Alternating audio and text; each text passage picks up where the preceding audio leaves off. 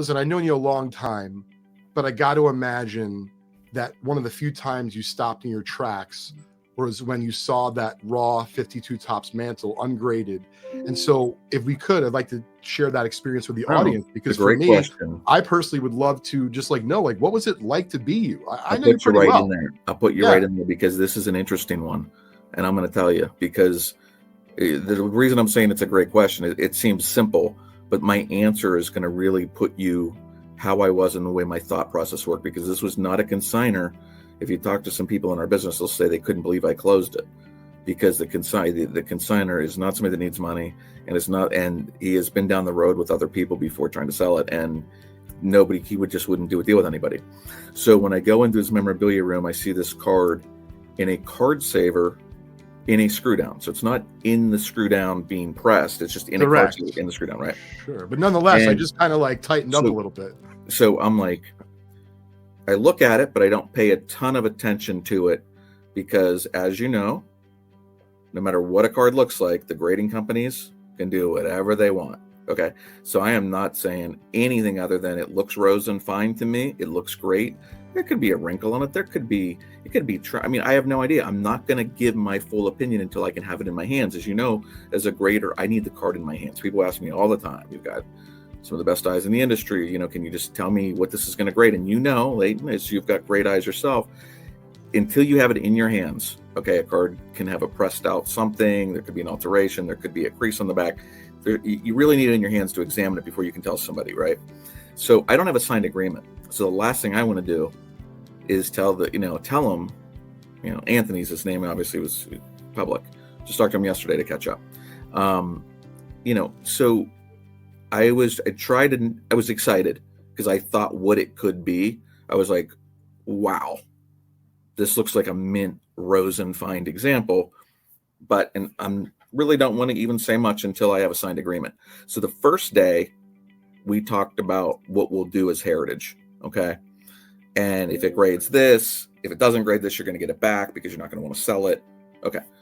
Until we worked out the terms. Okay. I did not even really. And then once I undid it, and Lee's with me, by the way. So we're handing this thing over. Shout out to our buddy Lee. Yeah. Lee is like, he hands it to, how carefully you hand this card. I literally take it out of the room to get better light. And I look at it and I was like, this is a no-brainer 9. No-brainer 9. That's awesome. And we know what some of what the 10s look like. There's a 10 that's superior, that's incredible. It's Jimmy, that's Marshall's, right? Yep. Other ones back at the standard is different, right? So, and this card's amazing. Okay.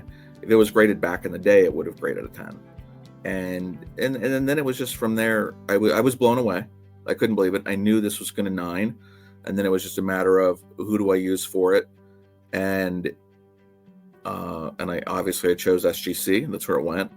And you have to be careful. What people don't understand is you have to be careful.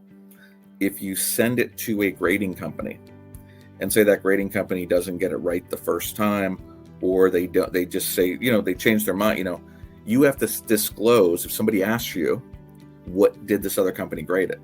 So I only had one chance with this card. Okay, if people said, why didn't you send it here? And then you use, this company versus this company. That's Derek, you bring up an excellent point, and I want to make sure I clarify for folks that are maybe listening to this a little bit later. So in a nutshell, what you're saying is not only was the grade, of course, super important, but the process was almost as important, if not more important. It was because a lot of folks, in almost like in rushing to the finish line, to the goal line, if you will, they would be like, listen, I want the contract. It's going to grade 10. Who cares? I just want. Oh, if it doesn't grade with PSA, we'll do SGC. If it doesn't grade with SGC.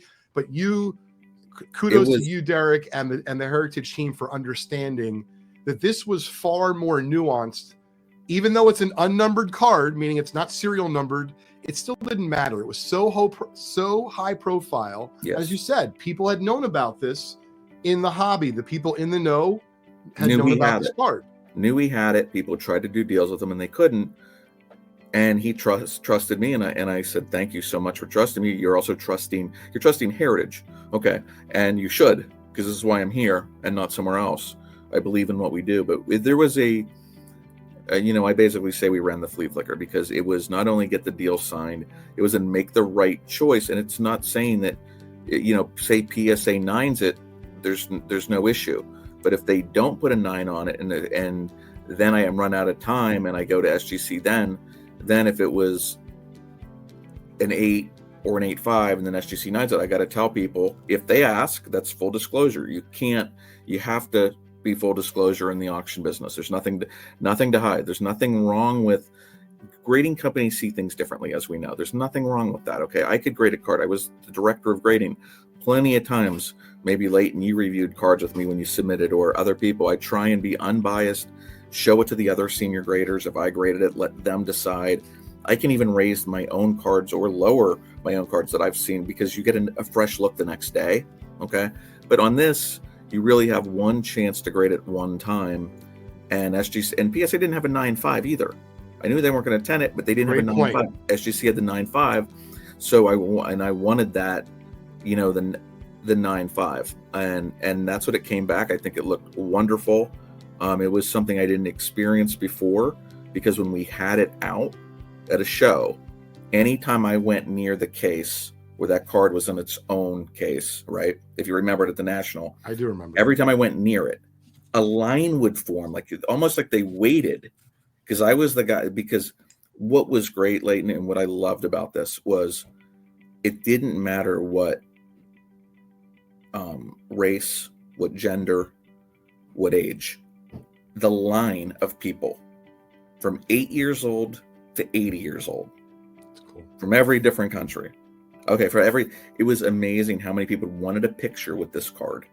And I held it with them. I'd get the Coke out of their hands, get the bag out of their hands. I'm like, listen, if I'm doing this, and God love him, Ivy was like, dude, I know this is great for the customer, but at the same time, we've got liability here. And I'm like, I'm going to try and hold a piece of that, hold onto the holder too, because so many people wanted that moment, because I was doing interviews.